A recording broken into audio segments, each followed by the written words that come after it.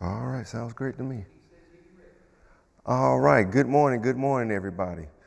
My name is Mr. Timothy Ellis. I am the music teacher at Fitzpatrick Elementary. I'm here today to give a brief lesson today on what I love to call one of the nice sounding music of jazz. So we're going to talk about the history of jazz. We're going to pinpoint on three types, and we're going to talk about three different artists that came along with them, and I'm going to give you some songs that they did that you can look up on YouTube whenever you have some time, all right? So let's go ahead and get started here. This is the history of jazz. Give you some nice, cool terms here. Did you know that jazz was born in the United States? Also, did you know that the drum set was invented by jazz musicians? And last, did you know that the word cool and hip were originally jazz terms? So these were terms that they used when they played nice tunes or whatnot. These are the terms they used.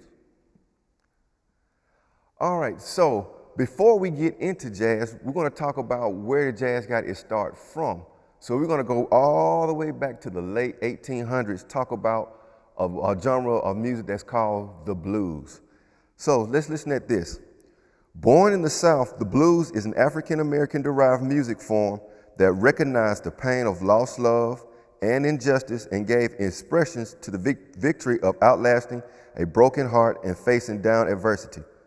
The blues evolved from hymns, work songs, field hollers, or as we call and response, music used to accompany spiritual, work, and social functions. Blues is the foundation of jazz as well as the primary source, listen at this, the primary source of rhythm and blues, rock and roll, and country music. The blues is still evolving and is still widely played today. All right. Moving along now, so now we know where jazz got its start from the style of blues. Now let's talk about where jazz was born at.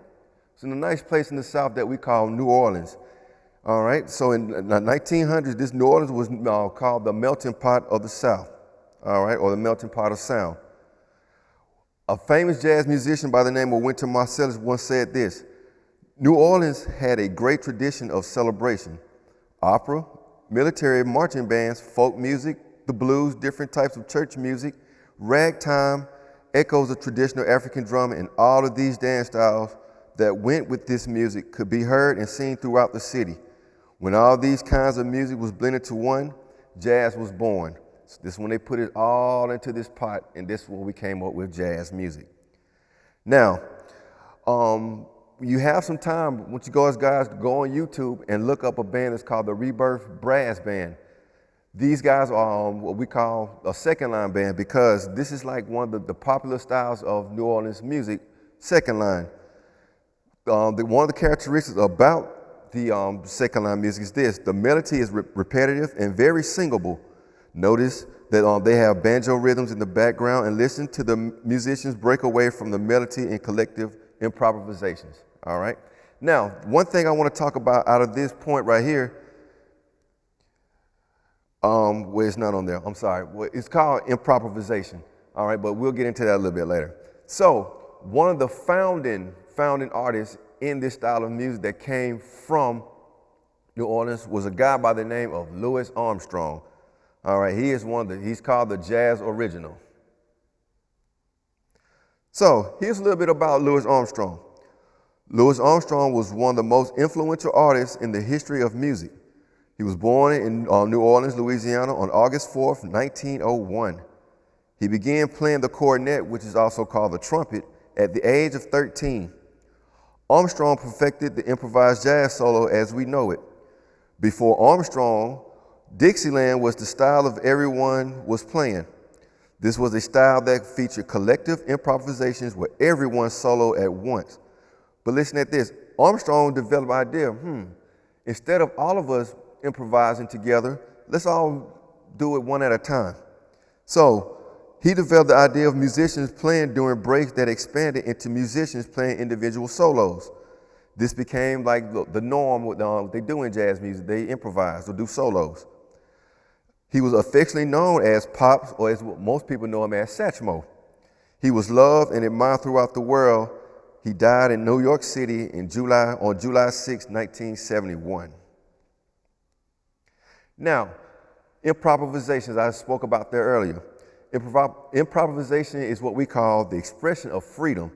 So dig a little bit more deep about that. Improvisation is the most defining feature in jazz. Improvisation is creating or making up music as you go along. Some jazz musicians play from printed music, and the improvised solo is what we call, a better term, freestyling. So that's what improvisation is, that you're freestyling, all right? So that's the style of Dixieland jazz music, and we associate Louis Armstrong with him. If you want to listen at some of the music that he has done, go on YouTube. Check out What a Wonderful World. That's one of his most famous tunes. If you're not familiar with that, find the movie Finding Dory 2. Towards the end, there's a scene in that movie as to where that song was actually played in that movie, all right? So let's move along. We're now moving to a different era, into the mid-30s. We're going to talk about what we call swing, which is called the sound in motion. Let's talk about this for a second. Swing is the basic rhythm of jazz. Swinging means being in sync with other people and loving it. Swing as a jazz style first appeared during the Great Depression. The optimistic feeling of swing lifted the spirits of everyone in America. By the mid-1930s, a period known as the swing era, swing dancing had become our national dance, and big bands were playing this style of music. You had orchestra leaders such as Duke Ellington, Count Basie, and Benny Goodman, who led some of the greatest bands of the era. Now, of these three people that I just named, we're going to talk about one person out of this bunch, and his name is Duke Ellington. Duke Ellington, he's what we call the master composer. So let's talk about Duke Ellington in the swing era, okay? One of the most significant figures in music history, Edward Kennedy Duke Ellington, was born on April 29th, 1899 in Washington, D.C. So hey guys, guess what? Today is his birthday. What a coincidence. He began studying the piano at the age of 7. He started playing jazz as a teenager and moved to New York City to become a band leader. As a pianist, composer, and band leader, Ellington was one of the creators of the big band sound which fueled the swing era. He continued leading and composing for his jazz orchestra until his death in 1974. So Duke Ellington is one of our most loved and most talked about musicians, or when we talk about in music, all right? Duke Ellington. So when we talk about swing, we talk about Duke Ellington. Now, as I talk about with Louis Armstrong, going back to listen at What a Wonderful World, you can go on YouTube and check out one of his songs, what I call Take the A Train, which is a nice classical piece by Duke Ellington, one of my favorite pieces from him. All right? Now, we're moving on from another to our last type of jazz music, all right?